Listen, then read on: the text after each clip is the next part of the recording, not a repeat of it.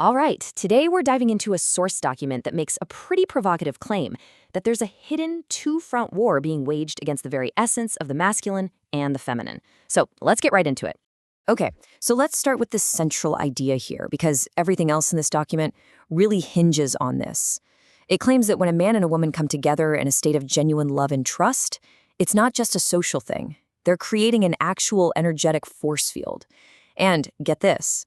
According to the text, that very power source is seen as a direct threat to some kind of hidden control system. So to really get what they're saying, we've got to break down this term they use, the Gnostic Diad. Now, this isn't about poetry or romance, at least not in the usual sense. The document presents it as a form of, well, advanced biotechnology. The idea is that a man and woman's individual energy fields can literally synchronize and merge, creating this single unified field that's way, way more powerful than what either person could generate on their own. Okay, so if this dyad is so powerful, how would you stop it? Well, the source claims there's a strategic two-pronged attack designed to destroy it before it can even form. And it all starts with what the document calls a direct assault on the divine feminine. And this is where it gets really interesting. The document breaks this first assault down into two separate but connected lines of attack. They're designed to work together, you see. You've got a chemical war on the physical body and then an ideological war on the mind. First up is the chemical attack. The source really hones in on something called xenoestrogens. And these things are, well, they're everywhere in our modern world. We're talking about things like atrazine in herbicides, BPA in plastics, parabens in cosmetics. The document's argument is that these chemicals mimic the female hormone estrogen, throwing the body's natural hormonal balance into total chaos. Now let's look at the second piece of this assault, the ideological one. And this is where the source makes a really controversial claim. It alleges that second-wave feminism wasn't a grassroots movement, but a sophisticated psychological operation, or a Psyop. The goal, according to this document, was to achieve certain social engineering aims by reframing the traditional role of a mother and caregiver. Instead of it being seen as a source of power, it was presented as a form of slavery. Okay, so that's the first prong of the attack. Now, let's pivot to the second one.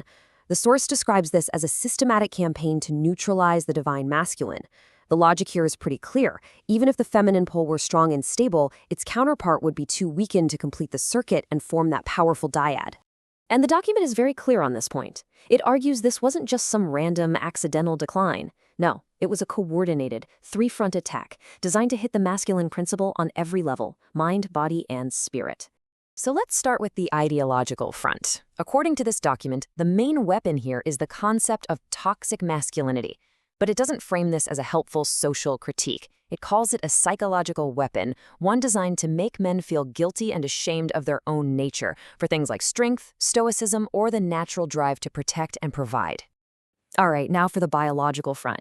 And the source pulls out some pretty jaw-dropping data for this. It points to a huge 2017 meta-analysis, which found that average male testosterone levels in the Western world have plummeted by more than 50% in just the last 40 years. I mean, think about that. The document calls this nothing short of a species-level chemical castration event. And who are the culprits? It claims it's the very same chemicals that are supposedly attacking the female system. And finally, there's the cultural attack, which the source says happens through media. The argument is that any kind of positive, heroic male role model has been systematically scrubbed and replaced. And what are they replaced with? Well, two main options: the bumbling, incompetent, but kind of lovable dad figure, or the evil, powerful, ruthless tyrant. So the source claims a young man looking for a role model is basically told, you can be a fool or you can be a monster, but you can't be a hero. So you have to ask, what's the endgame here? What is the whole point of this two-front war, according to the source? What's the intended outcome of all this engineered chaos? Well, the document's conclusion is pretty bleak. It argues that this entire conflict is engineered to create constant distrust and resentment between men and women. And the result? A world of what it calls lost boys and wounded women. Basically, isolated individuals who are incapable of forming that fortress of frequency we mentioned at the start. And if they're disconnected from each other, they're a whole lot easier to control. So, to wrap this up, we've just walked through the core claims from a source that frames all of this as a direct war on love itself, a war on the dyad. It's a theory of engineered division. And the document leaves us with one last very provocative question to think about. In a world filled with all this division, who is it that harvests the chaos?